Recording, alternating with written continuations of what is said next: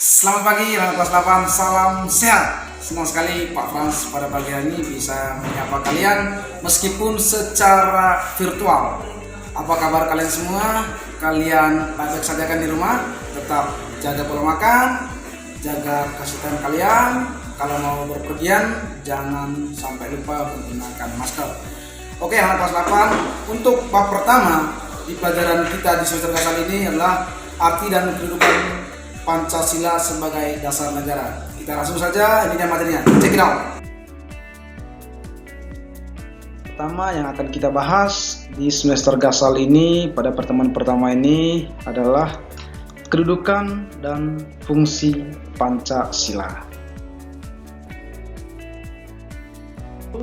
Dengarkan baik-baik apa yang disampaikan Pak Guru dan perhatikan slide-nya.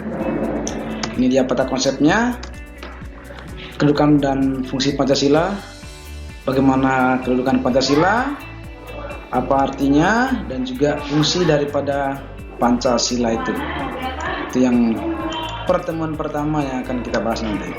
Ada yang kedua, arti penting Pancasila sebagai dasar negara dan pandangan hidup. Yang ketiga, nilai-nilai Pancasila sebagai dasar negara dan pandangan hidup. Dan yang keempat, membiasakan diri berperilaku sesuai dengan nilai-nilai Pancasila dalam kehidupan berbangsa dan bernegara. Ya, tujuan pembelajaran kita di pertemuan pertama. Yang pertama menjelaskan arti, kedudukan dan fungsi Pancasila, dan yang kedua nanti menjadikan hasil telah tentang arti dan kedudukan serta fungsi Pancasila bagi bangsa dan negara Indonesia. Oke, mari perhatikan. Kita mulai dari yang pertama. Check it out.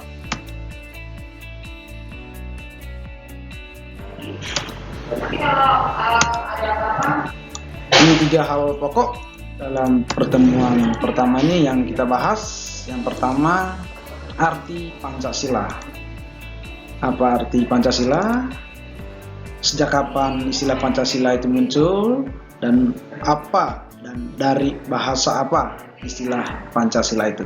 Itu yang pertama dalam pertemuan ini, di pertemuan pertama kita di semester Gasal. Yang kedua kita bahas kedudukan Pancasila. Bagaimana kedudukan Pancasila di bangsa Indonesia? Itu yang akan kita bahas. Yang kedua dan yang ketiga yang kita bahas adalah fungsi Pancasila. Apa sih fungsinya Pancasila dalam ketatanegaraan bangsa Indonesia? Mari ikuti dengan baik, dengarkan saya baik dan perhatikan slide demi slide dengan baik.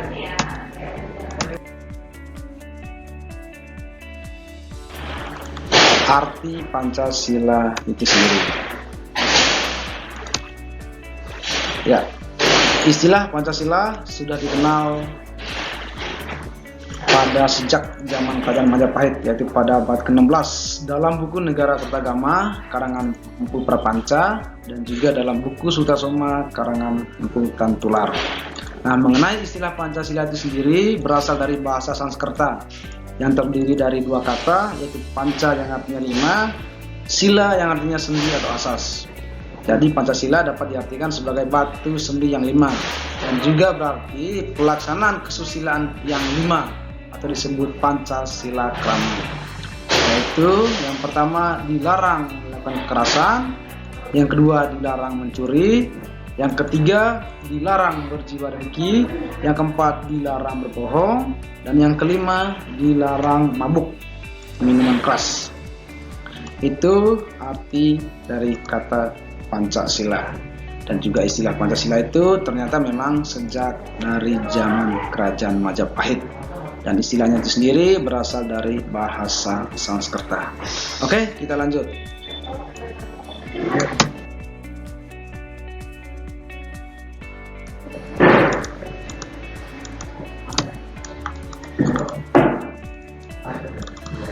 Ya, lahirnya Pancasila. Istilah Pancasila lahir pertama kalinya dalam kehidupan bernegara, yaitu ditetapkan pada tanggal 1 Juni, yaitu oleh Insinyur Soekarno.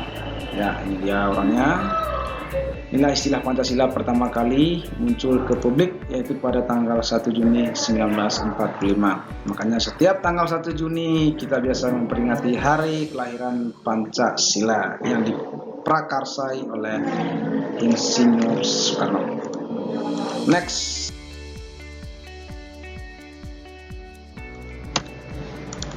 Yang kedua yang kita bahas di pertemuan pertama ini, kedudukan Pancasila. Ya, kedudukan Pancasila itu ditetapkan oleh organisasi PPKI yaitu pada tanggal 18 Agustus 1945. Yaitu dia ditetapkan Pancasila sebagai dasar negara bangsa Indonesia.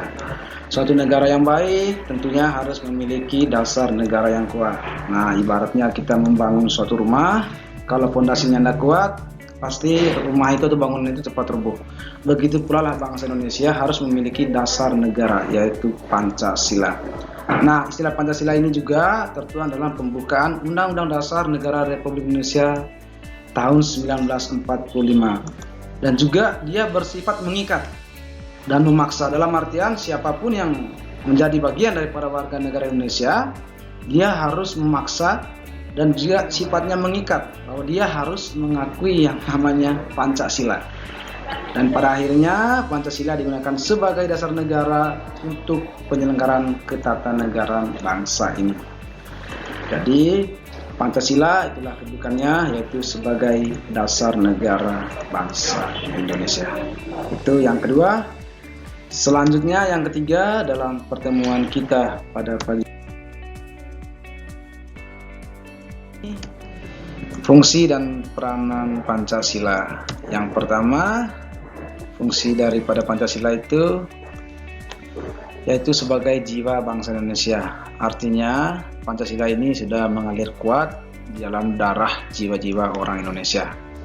Yang pertama. Yang kedua, fungsi daripada Pancasila yaitu menjadi kepribadian bangsa Indonesia. Artinya adalah Pancasila ini sudah tertanam kuat menjadi karakteristik atau yang melekat pada pribadi bangsa Indonesia. Itu yang kedua daripada fungsinya. Yang ketiga, fungsi Pancasila ini adalah sumber dari segala sumber hukum. Artinya sumber dari segala sumber hukum yang dimasukkan di sini adalah Pancasila ini dijadikan sumber hukum dan juga tertib hukum tertinggi di bangsa ini. Dalam artian, nggak ada satupun peraturan yang ada di bangsa ini melebihi atau di atas daripada Pancasila. Itu yang ketiga.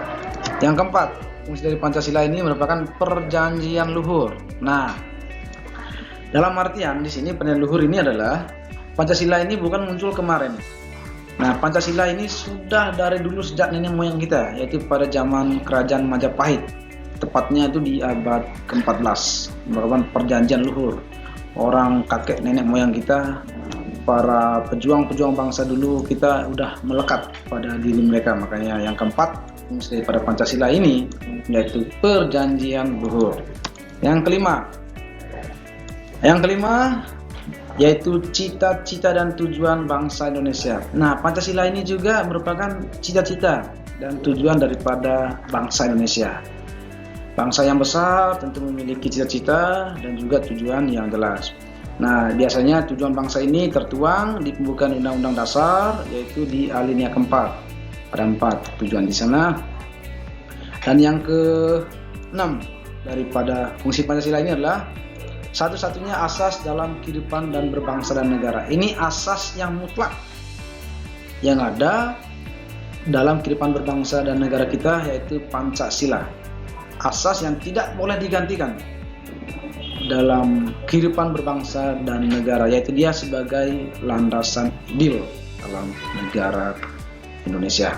Yang keenam, yang ketujuh, sebagai moral pembangunan.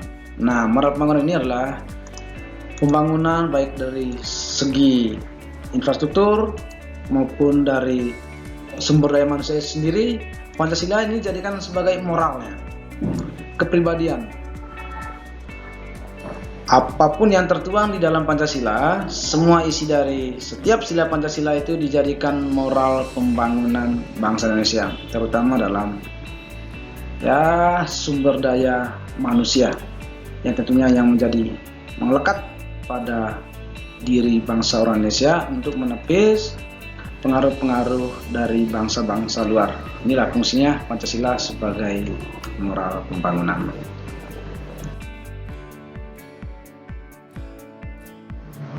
Pagi hari ini untuk anak kelas 8, dan materi untuk lebih lengkapnya kalian bisa baca di buku kalian atau di bahan PowerPoint yang minggu lalu Pak Guru sampaikan. Nah, untuk tugas nanti Pak Guru akan berikan di GCR kalian, dan kalau memang ada hal-hal atau materi yang disampaikan Pak Guru pada pagi hari ini yang kurang paham, belum dimengerti, silakan tanyakan nanti di Google Classroom. Di akhir pertemuan kita pada pagi hari ini, Pak Guru mohon maaf di ada kata yang kurang berkenan di hati kalian semua, dan tetap Pak Guru ingatkan kembali, tetap di rumah, jaga pola makan, jaga kesehatan kalian, dan jangan lupa menggunakan masker kalau kalian berpergian. Antonius Forza!